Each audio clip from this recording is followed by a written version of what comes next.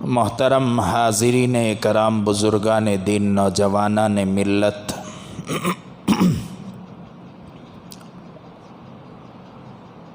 اللہ تبارک و تعالی نے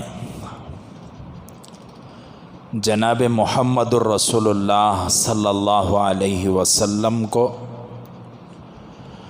امت مسلمہ کے لیے ماڈل اور آئیڈیل بنا کر بھیجا۔ ہم پر ضروری ہے کہ ہم حضور صلی اللہ علیہ وسلم کے نقش قدم پر چلیں۔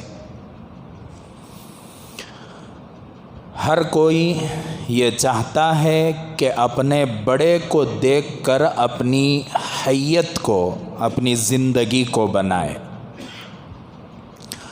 شاگرد یہ چاہتا ہے کہ اپنے استاد کی طرح وہ ہو جائے۔ وزیر چاہتا ہے کہ میں بادشاہ کی طرح بن جاؤں۔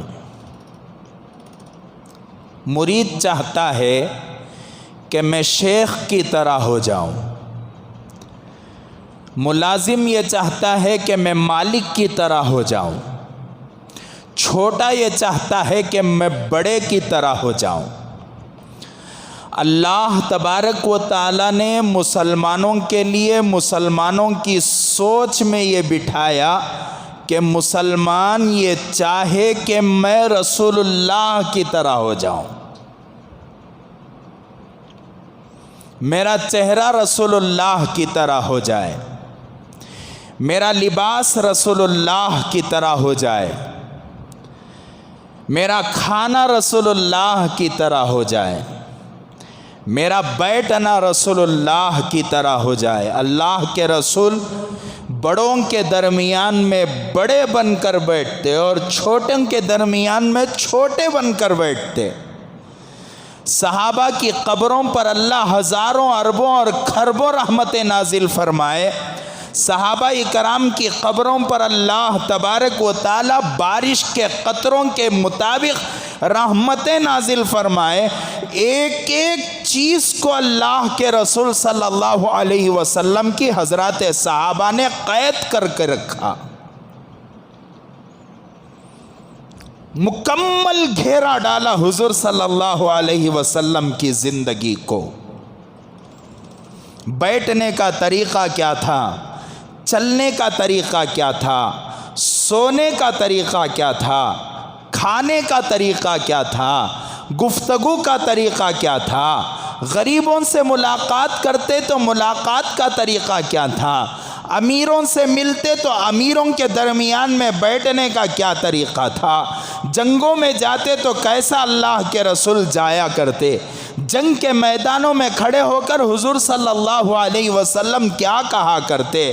میں قسم کھا کر کہوں گا کہ دنیا میں جتنے مذاہب ہیں ان مذاہب والوں کے پاس اتنے تفصیلات اور ڈیٹیلز نہیں ہوں گے جتنے تفصیلات اور ڈیٹیلز مسلمانوں کے پاس موجود ہیں۔ حضور کے بال کترنے کا کیا طریقہ، حضور کے پچنا مارنے کا کیا طریقہ، حضور کی داڑھی بنانے کا کیا طریقہ، حضور کا عمامہ پہننے کا کیا طریقہ، حضور کا لباس پہننے کا کیا طریقہ۔ آگے بڑھ کر کہوں کہ اللہ کے رسول کے بیت الخلاء میں جانے کا کیا طریقہ، بیت الخلاء سے باہر آنے کا کیا طریقہ، بیویوں سے کیسے بات کیا کرتے تھے، بچوں سے کیسے بات کیا کرتے تھے، اللہ کے رسول گھر کو جاتے تو کیسے جاتے، گھر سے نکلتے تو کیسے نکلتے، کہیں مہمان بن کر جاتے تو مہمان کس طریقے کا ہوتا تھا، کبھی میزبان بن جاتے تو میزبان کس طریقے کا تھا۔ صحابہ کے درمیان میں بیٹھ کر تقریر فرمایا کرتے، کیسی تقریر فرمایا کرتے، صحابہ اکرام کو درس دیا کرتے، کیسا درس دیا کرتے۔ ہر چیز کو حضرات صحابہ نے قید کر کے رکھا۔ آپ کی ناک کیسی نظر آتی تھی، آپ کی آنکھ کیسی نظر آتی تھی، آپ کے آنکھوں کے اوپر جو بھون ہیں یہ کیسے ابرو جن کو کہا جاتا ہے وہ کیسے نظر آتے تھے، آپ کے کان کیسے تھے، آپ کے رخسار یہ کلے کیسے تھے، آپ کی داڑھی کیسی تھی، آپ کے کندھے کیسے تھے، کندھوں میں گوشت کتنا تھا، حضور صلی اللہ علیہ وسلم کے یہ بازو کیسے تھے، اللہ کے رسول کی ہتھیلی کیسی تھی، انگلیاں کیسی تھیں، حضور کی آنکھ کیسے تھے، آنکھ کے اندر کی سفیدی کیسی تھی، آنکھ کے اندر کی سیاہی کیسی تھی، اللہ کے رسول کا پیٹ کیسا تھا، حضور کا سینہ کیسا تھا، حضور کے لب کیسے تھے، اللہ کے رسول چلتے تو چڑھتے تو کس طریقے سے چڑھتے، اترتے تو کس طریقے سے اترتے، سفر میں کیا کرتے تھے، حضر میں کیا کرتے تھے، سفر کی نمازیں کیسی تھیں، حضر کی نمازیں کیسی تھی، بیماری کے عالم میں کیا کرتے تھے، صحت کے عالم میں کیا کرتے تھے، جس چیز پر آپ انگلی رکھیں گے اللہ کی رسول کی زندگی میں وہ تمام چیزیں آپ کو ملتی چلی جائیں گی۔ کتنا پیارا رسول ہمارے پاس موجود ہے اور ہم نے رسول اللہ کو بھلایا۔ بات غلط لگے تو لگے، بات آپ غلط تو نہیں، بالکل صحیح باتاں، سچے باتاں، لیکن جب آدمی کے سامنے آئینہ دکھایا جاتا ہے تو آدمی کے دل کو تکلیف ہوتی ہے کہ ہے خدایا اتنا بدصورت میں ہوں، میں بھی ویسا آپ بھی ویسے۔ آئینہ دکھایا جاتا ہے کہ صاحب یہ آپ کی تصویر ہے، آپ اپنے آنکھوں سے اس تصویر کو دیکھیں۔ آئینہ ایک وہ ہے جسے مرر کہتے ہیں، ایک آئینہ وہ ہے جسے زندگی کہتے ہیں۔ زندگی کا آئینہ اٹھا کر بتایا جائے تو لوگوں کو برا لگتا ہے، لگے تو لگے، لیکن ہمیں کیا کرنا ہے، جو ہے وہ بتانا ہے، جو نہیں ہے اسے چھوڑ دینا ہے، اسے بتانا نہیں ہے۔ نہیں ہے سو نہیں ہے، ہے سو ہے۔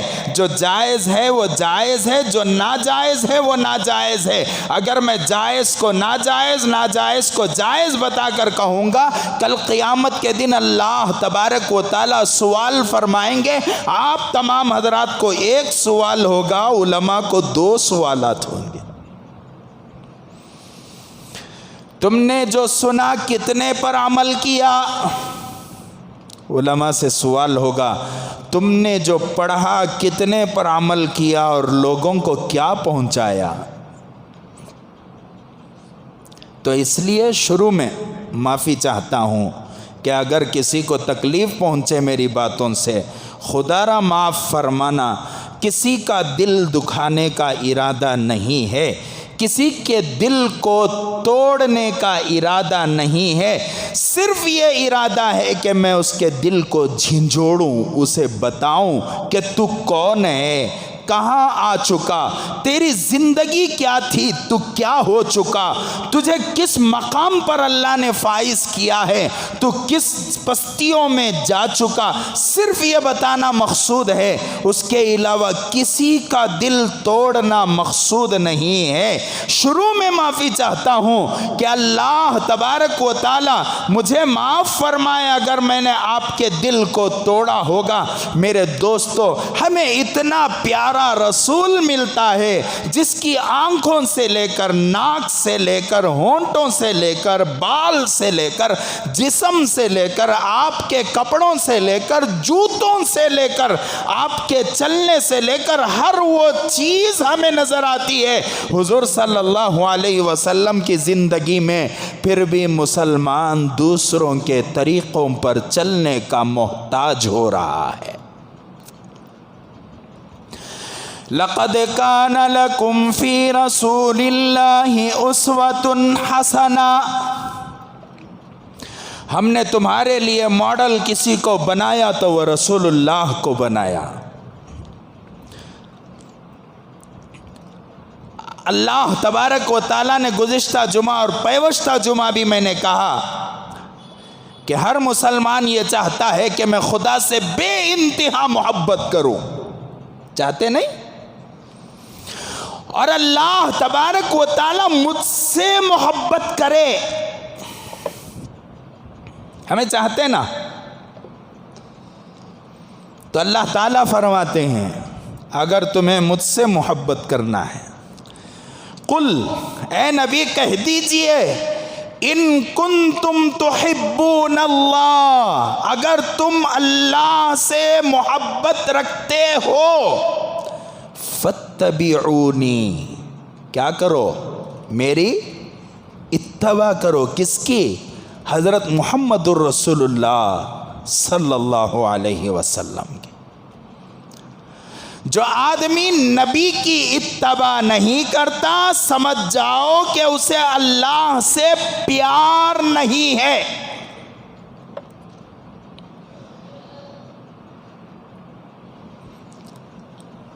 اور پھر اللہ آگے فرماتے ہیں جو اللہ کے رسول کی اتباع کرے گا یحببکم اللہ، اللہ اس سے محبت کرے گا۔ آپ نے دیکھا ہوگا داڑھی والے کو دیکھ کر دل میں ہیبت طاری ہوتی ہے، آپ نے دیکھا ہوگا کہ سنتوں والی زندگیوں کو دیکھ کر دل میں ہیبت طاری ہوتی ہے، بعض اللہ والوں کے سامنے جانے سے ڈر لگتا ہے، اور بے انتہا محبت بھی ہے۔ مثال کے طور پر اب جو ہمارے آس پاس اللہ والے ہیں ان کی مثال دوں۔ ہمارے شہر بنگلور کو اکثر تشریف لایا کرتے ہیں حضرت مولانا طلحہ صاحب نقشبندی دامت برکاتہم، برابر دیکھو ہی کیا حضرت کو؟ نہیں دیکھو ہی؟ اللہ اللہ، حضرت مولانا طلحہ صاحب نقشبندی دامت برکاتہم ہمارے شہر بنگلور کو اکثر تشریف لاتے ہیں۔ یہ کون ہے؟ حضرت مولانا پیر ذوالفقار صاحب نقشبندی دامت برکاتہم کے خلیفہ۔ حضرت کی جب مجلس میں جاتے ہیں جی چاہتا ہے کہ حضرت کو بات کرے، حضرت کو بات کرے، لیکن سامنے جانے کی ہمت نہیں ہو پاتی، ڈر لگتا ہے، ایک قسم کی ہیبت سی طاری ہو جاتی ہے۔ جناب محمد الرسول اللہ صلی اللہ علیہ وسلم نے فرمایا جو آدمی میری سنت کی حفاظت کرے، جو آدمی میری سنت کی حفاظت کرے، حفاظت کا مطلب کیا؟ داڑھی کو پکڑ کو قید میں رکھ لینا، میں دیتا نہیں کسے بھی، اسے سنت کی حفاظت بولتے۔ کیا کسے بولتے سنت کی حفاظت؟ چھوڑنے کو کہتو داڑھی چھوڑنے کو، سنت چھوڑ ڈالنے کو نہیں۔ ہمیں چھوڑتی بہت، کب ربیع الاول کا مہینہ آیا تو یتی لمبی چھوڑتی، وہ بھی پیر کا دامن نہیں چھوڑیں گے۔ حضور صلی اللہ علیہ وسلم کے نام سے جلوس نکالا جاتا ہے، رسول اللہ کی سنتوں کا جنازہ نکالا جاتا ہے، یہ کون کرنے والے؟ مسلمان۔ حضور صلی اللہ علیہ وسلم نے فرمایا کہ جو آدمی میری سنت کی حفاظت کرتا ہے، میری سنتوں کا پابند ہوتا ہے، جس کے چہرے پر میری داڑھی ہوتی ہے، جس کی زندگی میں میری نمازیں ہوتی ہیں، میرے طریقے پر نمازیں ہوتی ہیں، جس کی زندگی کا ہر لمحہ میری سنتوں کے ساتھ گزرتا ہے، جس کا دیکھنا، کھانا، پینا، اٹھنا، بیٹھنا، سونا، جاگنا، اللہ کے رسول فرماتے ہیں کہ اللہ تبارک و تعالی اس کی 4 چیزوں سے اکرام فرماتے ہیں۔ کتنے چیزوں سے؟ اور یہ 4 چیزیں دنیا میں ملیں گی، آخرت میں نہیں۔ آخرت کی چیزیں الگ ہیں۔ آخرت کی چیزیں کیا ہیں؟ من احب بسنتی احبنی، جس نے میری سنتوں سے محبت کی اس نے مجھ سے محبت کی. وَمَنْ أَحَبَّنِي كَانَ مَعِي فِي الْجَنَّةِ، اور جو مجھ سے محبت کرتا ہے وہ میرے ساتھ جنت میں ہوگا. ہم نہ سب کو رسول اللہ کا ساتھ ہونا نہیں ہونا. قبر کے اوپر کھڑکو دعا کرتے ہمیں لوگ، اللہ میت کی مغفرت فرما، کروٹ کروٹ جنت نصیب فرما، اعلی علیین میں جگہ عطا فرما. اللہ ان کی قبر میں جنت کی کھڑکیوں کو کھول دے. حضور صلی اللہ علیہ وسلم اور ان کی قبر کے درمیان کی اللہ کھڑکی کو کھول دے. کیا کی دعا کرتی. سنت کو عمل ہیچ کر کو نہیں رہتا. ایک صاحب، ایک موذن صاحب ہمارے گوری پاڑلے کے علاقے میں مکتب پڑھاتا تھا پڑھنے کے زمانے میں. کس زمانے میں؟ پڑھنے کے زمانے میں، ابھی پڑھ رہا تھا. تو وہاں کے مؤذن صاحب ایک میت کو غسل دے کو آئے. آنے کے بعد مؤذن صاحب کو ایک آدھے پونے گھنٹے کے بعد ایک کور لا کو ایک صاحب دیے. خوش ہو گئے مؤذن صاحب، اللہ کور مل گا نا. کور ملیا تو بھی خوش ہوتے. کیا کرنا، تنخواہیں چہتے رہتی ہیں. تو کور سے خوش ہو گئے مؤذن صاحب. خوش ہو کو مولانا دیکھو یہ منجے وہ اللہ کو تحفہ دیے ہیں. کھول کو دیکھے تو اندر کیا ہے، ایک لنگی ہے، ایک رومال ہے، ایک بنین ہے، اور اس کے ساتھ میں ایک سگریٹ کا ڈبہ ہے. میں پوچھا مؤذن صاحب کب سے جی چوری سے سگریٹ پینا شروع کریں سو تمہیں؟ ہمارے سامنے تو کبھی سگریٹ پیے نہیں. تم نہ نہیں دیکھ کو رہتا تو انہیں سگریٹ کا تحفہ تم نہ دیتا تھا. تم نہ دیکھا رہیں گا نا انہیں سگریٹ کا تحفہ تم نہ دیا سو. یہ کب سے کاما شروع کریں تمہیں؟ اللہ کے گھر میں مذاق میں بات ہوئی. تو مؤذن صاحب بھی حیران پریشان. ہر چیز بنین سمجھ میں آئی، لنگی سمجھ میں آئی، رومال سمجھ میں آیا. ایک جوڑا کپڑے بھی رکھتے نہیں اس کے اندر، کپڑے کی پڑے کیا بھی نہیں. کئی کو کر کو تحقیق کرنے پر معلوم ہوا کہ میت جو اس کا انتقال ہوا انہیں لنگی پوٹ کیا بولتے بنین پو اور رومال پو ہٹا گئے. اس کے واسطے مؤذن صاحب کو بھی ووز دیے سو. اور اٹھے تو سگریٹ ہونا، بیٹھے تو سگریٹ ہونا، تمباکو نوشی. چونکہ میت کو سگریٹ بہت پسند تھی تو مؤذن صاحب کو بھی سگریٹ کا ڈبہ رکھو دے ڈالے کئی کو ان کو ثواب پہنچنے. میں بولیا شراب پیتے تو شراب کی بوٹل بھی آتی تھی. انہیں شراب پیتا تو شراب. یہ حالت ہماری. اور پھر ہم دعائیں کرتے ہیں ہم قبر پر کھڑے ہو کر، اللہ جنت کی کھڑکیوں کو کھول دے. اللہ کھولے مومنوں کے واسطے. اللہ تعالیٰ سب کی قبروں میں اللہ برکتیں رحمتیں نازل فرمائے. میں ہمیشہ یہ دعا کیا کرتا ہوں، جامع دعا. کئی افراد نے کہا کہ مولانا بڑے پیارے جملے تمہیں استعمال کرتی. میں ہمیشہ دعا کیا کرتا ہوں. قبرستان میں ہمارے والد صاحب کے پاس جاتا ہوں. اللہ جو کچھ میں نے پڑھا اس کا ثواب سب سے پہلے حضرت محمد الرسول اللہ صلی اللہ علیہ وسلم تک پہنچا کر تمام انبیاء جو حضرت آدم سے لے کر رسول اللہ تک جتنے انبیاء گزرے ہیں تمام تک پہنچا کر صحابہ، تابعین، تبع تابعین، اولیاء اللہ، مفسرین، محدثین، واعظین، خطیبین، اور حضرت آدم سے لے کر آج تک، اس لمحے تک، اس آن تک، اس گھڑی تک جتنے مسلمان دنیا سے رخصت ہو چکے تمام کی خبروں تک اس کے ثواب کو پہنچا کر خصوصیت کے ساتھ اس قبرستان کے ہر فرد تک جو آرام کر رہا ہے، جس کی قبر نظر آ رہی ہے اور جس کی قبر نظر نہیں آ رہی ہے، تمام تک پہنچا. اور مجھے یقین ہے اس قبرستان میں بہت سارے جنتی لوگ آرام کر رہے ہوں گے، بہت سارے اللہ والے آرام کر رہے ہوں گے. اللہ ان کے صدقے میں جن کی مغفرت نہیں ہوئی ہے، جو جنتی نہیں ہے، ان کی مغفرت فرما. یہ میری دعا کا طریقہ ہے. اور ان تمام تک اس کے ثواب کو پہنچا کر خصوصیت سے میرے ابا جان فلاں فلاں فلاں جس کی نیت ہوتی ہے ان تک اس کے ثواب کو پہنچا. یہ میری دعا کا طریقہ۔ اللہ سب کی قبروں کو نور سے منور فرمائے، اللہ گنہگاروں کے گناہوں کو معاف فرما کر اللہ ان کی قبروں کو نور سے بھر دے، یہ ہماری دعا ہے۔ لیکن زندوں کے پاس تو وقت ہے نا سنبھلنے کا، جانے والے جا چکے۔ اللہ تعالیٰ جن کے رشتہ دار و اقارب، جن کے ماں باپ دنیا سے رخصت ہوئے، اللہ تعالیٰ ان کو اعلیٰ علیین میں جگہ عطا فرمائے۔ لیکن زندوں کے پاس وقت ہے، زندوں کے پاس موقع ہے، موقع ہے ابھی بھی ہم چاہیں تو عمل کر سکتے ہیں۔ رسول اللہ صلی اللہ علیہ وسلم نے فرمایا، جو آدمی میرے سنت کی حفاظت کرے گا دنیا میں اللہ تعالیٰ 4 چیزوں سے اس کا اکرام کرے گا۔ کتنی چیزوں سے؟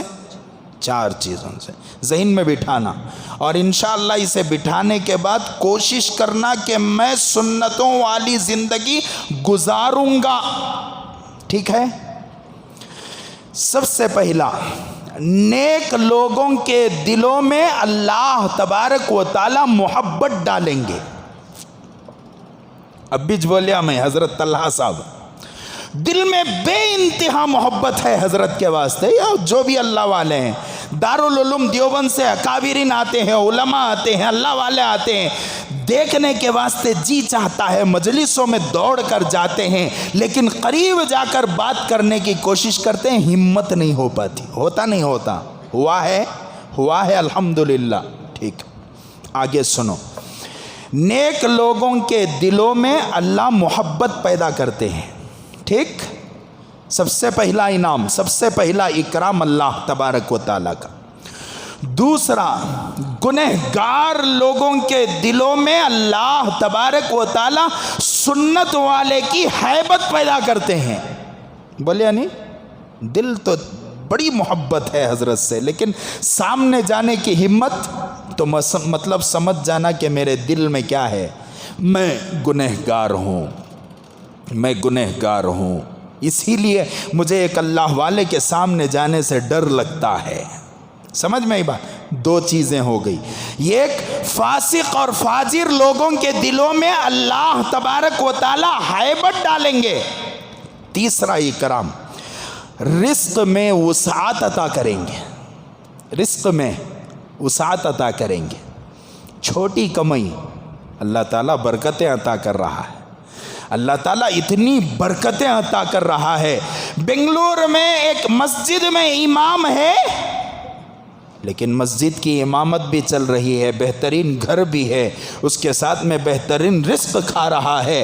میں حضرت مولانا پی ایم زکریا صاحب رحمت اللہ علیہ ایک جملہ کہا کرتے تھے حضرات علماء کے لیے، مولی صاحبان کا پیٹ مرغیاں کا خبرستان گتے، مولی صاحبان کا پیٹ مرغیاں کا خبرستان گتے۔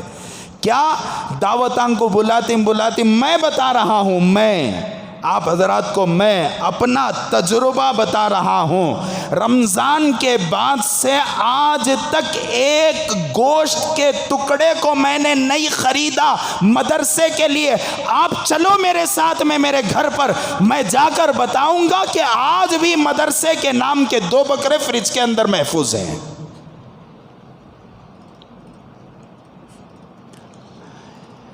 جو آدمی سنتوں پر عمل کرتا ہے اللہ تبارک و تعالیٰ اس کے رزق میں کیا عطا فرماتے ہیں؟ وسعت عطا فرماتے۔ کریں گے سنتوں پر عمل؟ حضرت بہت پریشان ہوں، سنتوں پر عمل کرو حضرت، میرے گھر کے اندر بے برکتی ہے، سنتوں پر عمل کرو حضرت، میری کمائی میں برکت نہیں ہے، سنتوں پر عمل کرو حضرت، میرے دکان پر گاہک نہیں آتا، سنتوں پر عمل کرو۔ جو گاہک آپ کے دکان پر آئے گا 100 روپے کا کاروبار ہوا ہوگا، سنتوں کی یہ برکت ہوگی کہ آپ کو 1000 کی برکت ملے گی۔ اور یہ چیز ہم نے حضرات صحابہ کی زندگیوں میں دیکھا ہے۔ صحابہ ایمان لانے سے پہلے کچھ بھی نہیں تھے کچھ؟ کوئی جانتا تھا؟ لیکن صحابہ ایمان لائے، ایمان لانے کے بعد رضی اللہ عنہم و رضوا عنہ، اولئک هم المفلحون، اولئک هم المہتدون، اولئک هم الراشدون۔ کیا کیا تمغے اور کیا کیا انعامات اللہ تبارک و تعالیٰ نے صحابہ اکرام کو عطا کیا۔ کھجور پر زندگی گزر رہی ہے، کھجور پر زندگی حضرات صحابہ کی گزر رہی ہے۔ حضور صلی اللہ علیہ وسلم نے حضرت ابو ہریرہ رضی اللہ عنہ سے ایک مرتبہ پوچھا کہ ابو ہریرہ کچھ ہے کھانے کے لیے؟ ابو ہریرہ کچھ ہے کھانے کے لیے؟ حضرت ابو ہریرہ رضی اللہ عنہ فرماتے ہیں میرے پاس ایک تھیلی تھی جس میں 10 یا 10 سے زائد کھجوریں تھیں، 10 یا 10 سے زائد کھجوریں تھیں۔ اللہ کے رسول صلی اللہ علیہ وسلم کو میں نے پیش کیا، اے اللہ کے رسول اس میں چند کھجوریں تھیں، کھجوریں ہیں جو آپ کے کھانے کے لیے موجود ہیں۔ اللہ کے رسول نے اپنے ہاتھوں میں اس تھیلی کو لیا، اندر سے چند کھجوروں کو نکالا، باہر پھیلایا اور کچھ پڑھ کر اس پر دم فرمایا اور ان کھجوروں کو اٹھا کر اس تھیلی میں ڈال دیا۔ پھر حضرت ابو ہریرہ سے فرمایا کہ جاؤ ابو ہریرہ، جا کر صحابہ سے کہنا 10 آ کر کھجور کھاتے رہیں اور جاتے رہیں۔ حضرت ابو ہریرہ رضی اللہ عنہ فرماتے ہیں 10 کی جماعت آتی، کھجور کی تھیلی میں ہاتھ ڈالتی، نکالتی اور کھاتی چلی جاتی اور کھاتی چلی جاتی۔ سارے لشکر کا پیٹ بھر گیا اور کھجور کی تھیلی خالی نہ ہو سکی۔ اور پھر حضرت جناب محمد الرسول اللہ صلی اللہ علیہ وسلم نے فرمایا ابو ہریرہ اس کو کبھی خالی نہ کرنا، پلٹانا نہیں، الٹا نہیں کرنا، جھٹکنا نہیں اسے۔ حضرت ابو ہریرہ رضی اللہ عنہ فرماتے ہیں اللہ کے رسول کی بات پر میں نے عمل کیا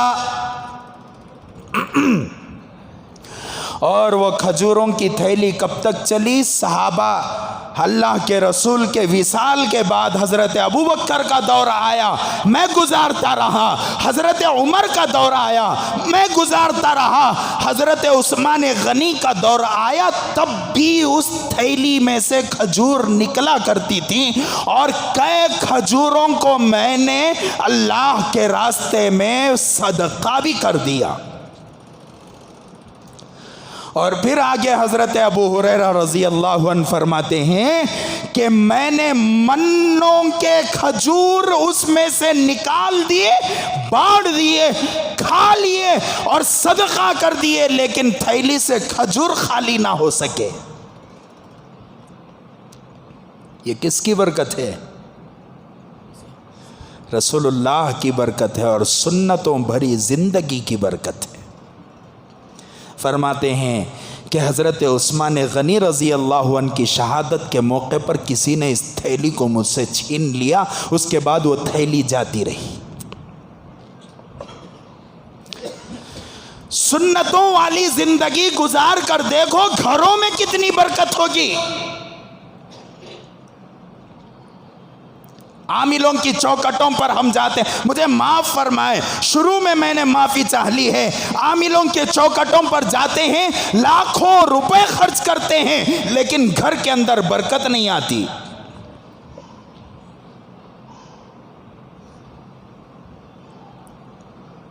کیا کرنا؟ ارے ذرا بولو، کیا کرنا؟ سنتوں پر عمل کر۔ جو آدمی سنتوں پر عمل کرتا ہے دنیا میں اللہ 4 انعامات عطا کرتے ہیں۔ سب سے پہلا انعام، نیک لوگوں کے دلوں میں محبت ڈالتے۔ دوسرا انعام، فاسق اور فاجر لوگوں کے دلوں میں ہیبت پیدا کرتے ہیں۔ تیسرا انعام، رزق میں برکت عطا فرماتے ہیں، رزق میں برکت عطا فرماتے۔ اللہ کے رسول صلی اللہ علیہ وسلم ایک مرتبہ صحابہ کرام کے ساتھ جا رہے تھے، بھوک کی شدت ہوئی، بھوک لگی. اس زمانے میں بھوک لگتی تو کھجور کھا لیتے یا دودھ پی لیتے اپنی اونٹنیوں کا. ہمیں ماشاء اللہ ہائی وے کے بازو میں 5 اسٹار ہوٹل کرنے کھڑے تو لپم اپم کھپم سب اٹھا کو کھا کو ہضم کر کو وہاں جھٹک کو چلے جاتے. ہائے ہائے ہائے ہائے ہائے. حضور صلی اللہ علیہ وسلم نے دیکھا ایک گھر نظر آ رہا ہے. گئے اللہ کے رسول صلی اللہ علیہ وسلم صحابہ کو لے کر. اماں جان کھانے کو کچھ ہے؟ کھانے کو کچھ ہے؟ کہا کہ کچھ نہیں ہے. پہچانتی نہیں تھی, معلوم نہیں تھا کون تھے. معلوم ہوتا تو بکریاں ذبح کر دیتی. سنے ہیں واقعہ, حضور صلی اللہ علیہ وسلم سفر میں جا رہے تھے, پتہ چلا کہ رسول اللہ نے بکریوں کو ذبح کر دیا. صحابہ نے کہا کہ یہ ایک لاغر سی, کمزور سی, دبلی سی, پتلی سی, جو بیمار سی ایک بکری ہے میرے پاس جو وہاں کھڑی ہے. حضور نے فرمایا کہ تم اگر اجازت دو تو میں کیا کر لوں, اس سے دودھ نتھار لوں. کہا بوڑھیا نے کہ ہم نے تو اس کا دودھ دیکھے ہوئے کئی دن ہو گئے. اماں جان اگر تم اجازت دو تو نکال لو. کہا ایک مرتبہ ٹرائی کر کے دیکھ لو, نتھار کے دیکھ لو. گئے جناب محمد رسول اللہ صلی اللہ علیہ وسلم, برکت والے ہاتھ لگنا تھا کہ بکری تندرست ہو گئی. ہے اگر میرے زندگی میں اللہ کے رسول کی سنتیں آ جائیں, خدا کی قسم میرا ایمان ہے کہ زندگی میں جسمانی بیماریاں ختم ہو جائیں گی. معمولی سمجھ گئے ہم, وہ مکھی سر پہ بیٹھی تھی یوں اڑا ڈالے. سنت ایسا سمجھ کو ہنسو ہمیں سنت ہی چنا حضرت. حقیر جو آدمی سنت کو سمجھتا ہے, مرنے سے پہلے حضرات علماء فرماتے ہیں کہ ایمان بھی سلب ہو سکتا ہے. سنت ہی. امام مالک رحمت اللہ علیہ نے فرمایا ان السنت مثل سفینۃ نوح علیہ الصلاۃ والسلام. سنت کی مثال نوح علیہ الصلاۃ والسلام کی کشتی کی طرح ہے. اور پھر آگے فرمایا من رکبہا نجا, جو اس میں سوار ہو گیا وہ نجات پا گیا. ومن تخلف عنہا غرقا, جس نے سنتوں والی زندگی سے پیچھے رہ گیا, جو اس پر سوار نہیں ہو سکا, وہ غرق ہو گیا, ختم ہو گیا. آج ہماری زندگیاں دیکھو سنتوں سے خالی ہیں. ہمارے گھروں کے اندر بے برکتی سنتیں نہ ہونے کی وجہ سے ہے. ہم تو گھر میں بیٹھ کر کھانا کھاتے ہیں, کم از کم ایک سنت کو چھوڑ دیتے ہیں. کیا سنت؟ ہاتھ سے نہیں کھاتے, چمچ ہونا. پیزا برگر چلتے پھرتے کھا لیتے ہیں. پہلے کے زمانے میں مرغی کا گوشت بنتا تھا, بیٹھ کر کھاتے تھے. اب تو KFC نہ ہاتھ میں پکڑ کو کھنچ کو کھا لے کو پھرے جائیں. ریلوے اسٹیشنوں میں جاؤ, بس اسٹینڈوں میں جاؤ, آپ ایئرپورٹ کی طرف جاؤ, وہاں ٹوپی پہنے مسلمان کھاتے ہوئے پھرتے ہیں. یہ سنتوں والی زندگی نہیں ہے, یہ یہودیوں والی زندگی. 2 ہاتھان سے کھانا, 2 ہاتھان دھو کو کھانا. گزشتہ جمعہ بولیا میں.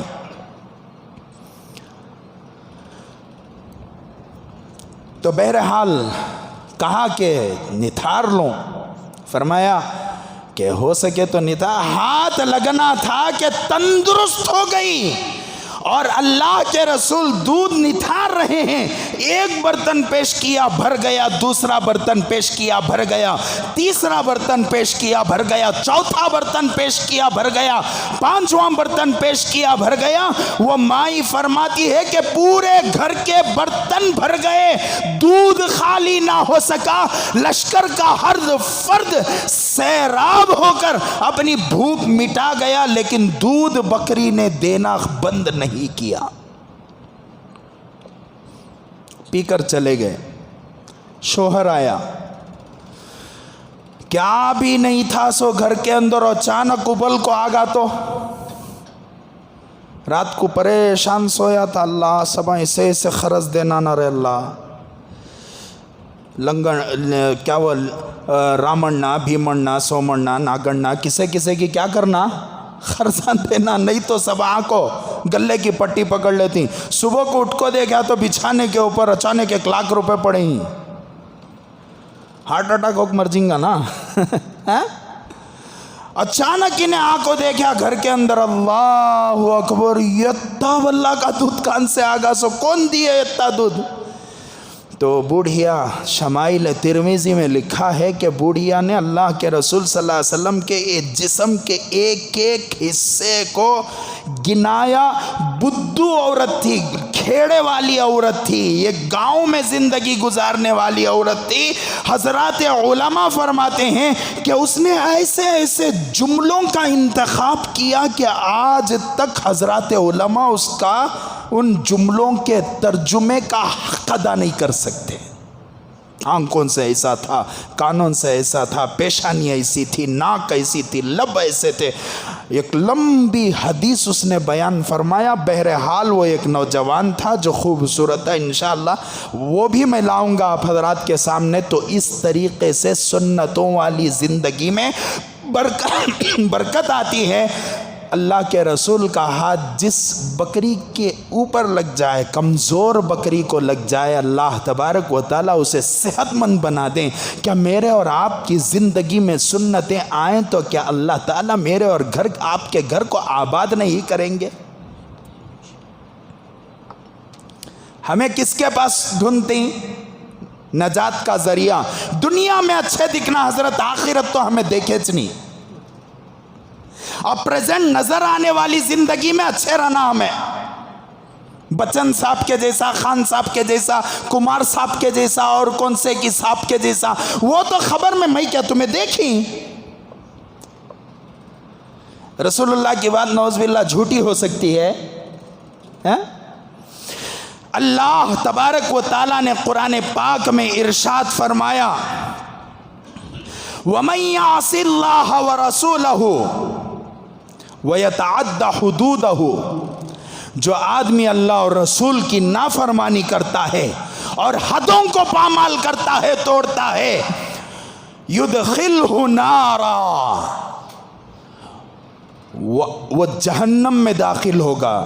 اور وہ جہنم کیسی ہوگی؟ وہ جہنم کب تک رہے گا؟ خالدین فیہا, ہمیشہ ہمیشہ اس جہنم میں رہے گا. ایمان ہے اس کو؟ اور جو آدمی اللہ کے رسول کی زندگی پر عمل کرتا ہے, اللہ تبارک و تعالیٰ نے فرمایا وَمَن يُطِعِ اللَّهَ وَرَسُولَهُ, جو آدمی جو اللہ اور رسول کی اطاعت کرتا ہے اور فرما برداری کرتا ہے, يُدْخِلْهُ جنات, اسے جنتوں میں داخل فرمائے گا. جنت نہیں فرمایا, جنات فرمایا, کھینچ کو. یدخلہ جنات, اسے جنتوں میں داخل فرمائے گا. اور پھر وہ جنت کیسی ہوگی؟ تجری من تحتها الانہار, اس کے اندر خوبصورت نہریں, پانی کی نہر, شہد کی نہر, دودھ کی نہر بہتی ہوئی ہوں گی. اور یہ کب تک رہے گا؟ کیا ٹیمپروری جا کو بات سنگلے کو باہر آ جانا کی نہیں, اندر ہی چرنا کی. اللہ تعالیٰ آگے فرماتے ہیں خالدین فیہا, ہمیشہ ہمیشہ اس جنت میں وہ رہے گا. کس واسطے؟ ارے ذرا بولو, سنت والی زندگیوں کے واسطے. تو میں عرض کر رہا تھا آخر میں تیسری چیز, چوتھی چیز, اور ایک ٹائم ہمیں کیا کر لیں گے, ریوائز کر لیں. جو آدمی سنتوں پر عمل کرے گا اللہ تعالیٰ دنیا میں 4 انعامات اسے عطا فرمائیں گے. 3 بار بول ڈالے اب تک ذہن میں بیٹھے دے کر کو. نمبر 1, نیک لوگوں کے دلوں میں محبت پیدا کرے گا. نمبر 2, گنہگاروں کے دلوں میں ہیبت پیدا کرے گا. نمبر 3, رزق میں خوب برکت عطا کرے گا۔ نمبر 4، دین میں پختگی عطا کرے گا، دین میں پختگی عطا کرے گا۔ انہیں شکیل بن حنیف آیا، کتے کی چلے گئے۔ انہیں گوہر شاہی آیا، کتے کی جنے چلے گئے۔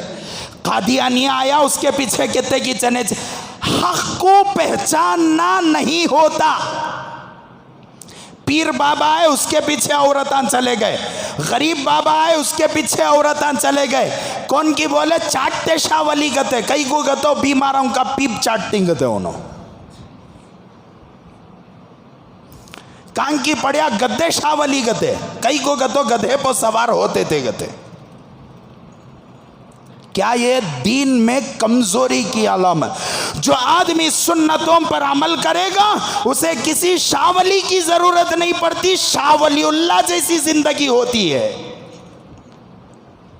اس کی زندگی پیران پیر کی طرح ہوگی، اس کی زندگی خواجہ معین الدین چشتی کی طرح ہوگی، اس کی زندگی اجمیر کلیری کی طرح ہوگی، اس کی زندگی ایسے اللہ والوں کی طرح ہوگی جن کے بارے میں اللہ تبارک و تعالی جنت کے وعدے کرتا ہے۔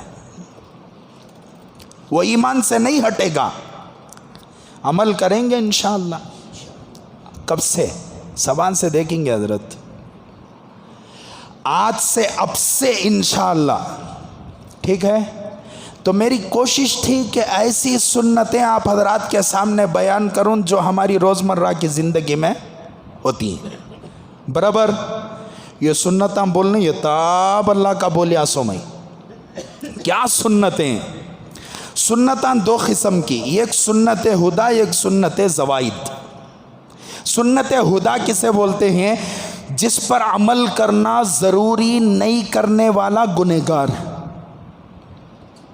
جیسے جماعت کی نماز پڑھنا، اذان دینا، اور بھی ایسے سنتیں جس پر عمل نہ کرنا، سنت مؤکدہ جس کو کہتے ہیں، اس پر عمل نہ کرنے والا گنہگار۔ ایک سنت زوائد ہے، جس پر عمل کیا تو ثواب، چھوڑ دیا تو کوئی ملامت نہیں، لیکن سنتوں والی زندگی میں مزہ ہے۔ چلو، اللہ کے رسول صلی اللہ علیہ وسلم کو گوشت ہمیں کھاتی نہیں، ماتایاں ختم کر ڈال رہی، پتایاں ختم کر ڈال رہی، خالواں ختم کر ڈال رہی، ہاں ہمیں کسے چھوڑ رہی، سب کھا رہی ماشاءاللہ۔ کان کی بیان لگا ڈالے لیکن نہیں چھوڑے۔ کرناٹک کے مسلمان تو ماشاءاللہ نہیں چھوڑتے، چوک میں جاؤ سب جگہ سے وہ خوشبو آتے رہتی ہے۔ گوشت کھاتے نہیں ہمیں لوگ۔ اچھا، گوشت کس چیز کا اللہ کے رسول کو پسند تھا؟ کیسا گوشت پسند تھا؟ سر سینہ شولڈر کا ڈالو بھائی، ہمیں کیا بولتے ہیں؟ سر سینہ شولڈر ڈالو۔ دیکھو اللہ کے رسول کھاؤ، سب کھانا جائز ہے، لیکن اللہ کے رسول کی پسند کا بھی ہمیں کیا کریں گے؟ کھائیں گے۔ بکری کو کہتے پاواں 6 کہتے بھائی، 4 ہی چنا، بکری کو 4 پاواں، پیچھے کے 2، سامنے کے 2، گردن کا نب 2 رہتی کی 2 4 پاواں۔ سامنے جو 2 پاواں رہتی نا اسے ہاتھ بولتے، سو دست، وہ بکری کے ہاتھوں، پیچھے کے 2 پاواں۔ اللہ کے رسول صلی اللہ علیہ وسلم کو سامنے کے 2 پاواں کا گوشت بہت زیادہ پسند تھا۔ کل ایک صاحب بول رہے تھے کہ حضرت بہت مزیدار رہتا حضرت سامنے کا گوشت۔ حضور صلی اللہ علیہ وسلم کو جو زہر دیا گیا نہیں، اللہ کے رسول کے سامنے گوشت پیش کیا گیا، معلوم تھا یہودی عورت کو کہ حضور صلی اللہ علیہ وسلم کو بہت زیادہ کیا پسند ہے؟ دست کا گوشت، ہاتھوں کا گوشت بہت زیادہ پسند ہے۔ اس نے کیا کیا؟ گوشت بنا کو اس کے اندر زہر ڈال کو دے ڈالی۔ بہرحال کھائے، حضور صلی اللہ علیہ وسلم کو وہ گوشت خود بتایا، بعض روایات میں ہے حضرت جبرائیل علیہ السلام آ کر بتائے جو بھی ہوا اللہ کے رسول چاک لیے تھے جس کا زہر کا اثر چڑھ گیا تھا، اور فرماتے ہیں حضرات علماء وصال بھی اسی زہر کے اثر پر ہوا۔ ٹھیک ہے، تو ایک صحابی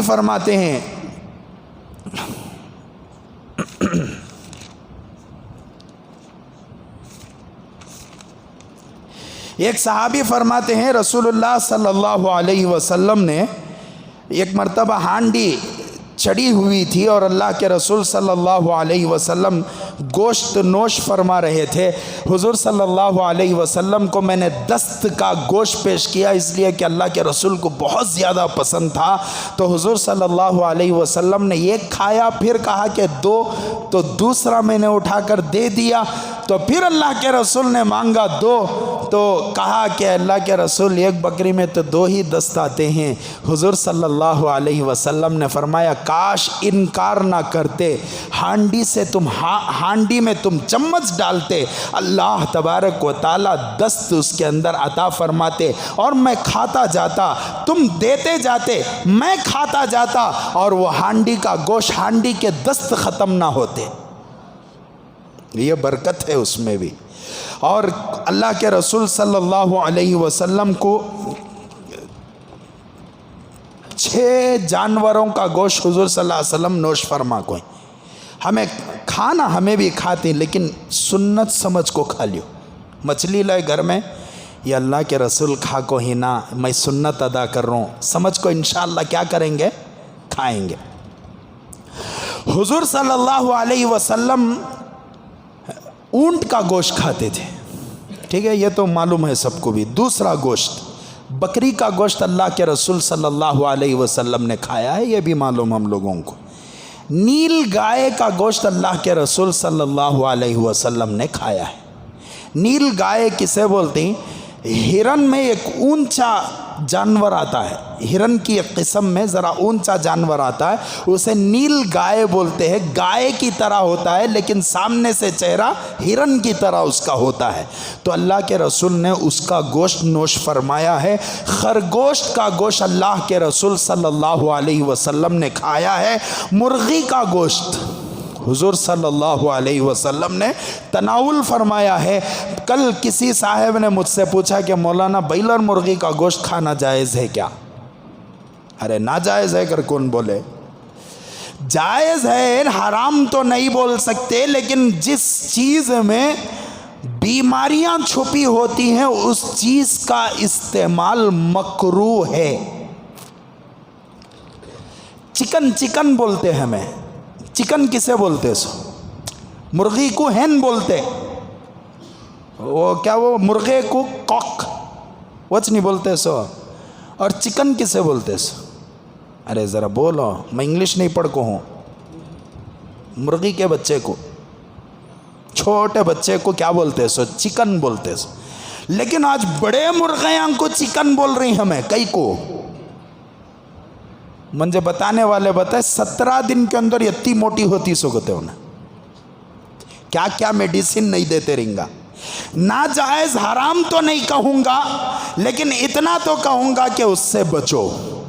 اس کی جگہ میں فارم کی مرغی کھا لیو، اس کی جگہ میں ناٹی مرغی خرید کو کھا لیو، لیکن بائلر کی مرغی سے جہاں تک ہو سکے بچنے کی کوشش کرو، اس لیے کہ بائلر مرغی دواؤں سے بڑی ہوتی ہے۔ جو جس چیز کی بڑھوتری میں شروع سے زہر ہے وہ ہماری صحت کے لیے بھی زہر ہے۔ تو اللہ کے رسول مرغی کا گوشت اللہ کے رسول نے کھایا، اور 6 نمبر مچھی کا گوشت حضور صلی اللہ علیہ وسلم نے کھایا۔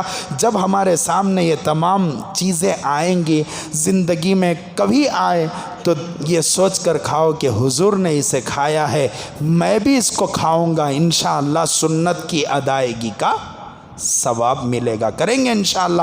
اللہ تعالیٰ سے دعا ہے، بہت ساری چیزیں اور بھی ہیں بیان کرنے کی، انشاءاللہ کبھی عرض کروں گا، اگلے جمعہ انشاءاللہ اس کے علاوہ کی چیزیں آپ حضرات کے سامنے عرض کروں گا۔ اللہ تعالیٰ سے دعا ہے اللہ تعالیٰ ہم سب کو ان باتوں پر عمل کی توفیق نصیب فرمائے، اور اللہ تبارک و تعالیٰ ہم لوگوں کو سنتوں کا پابند بنائے، حضور صلی اللہ علیہ وسلم کی سنتوں میں ہم لوگوں کو مزہ نصیب فرمائے۔ اللہ ہماری زندگیوں میں برکتیں نصیب فرمائے، اللہ ہماری زندگیوں کو روشن اور تابناک بنائے۔ اللہ تعالی ہم سب کو کہنے سننے سے زیادہ عمل کی توفیق نصیب فرمائے، آمین۔ وآخر الدعوانا ان الحمد للہ رب العالمین۔ حسب معمول مسجد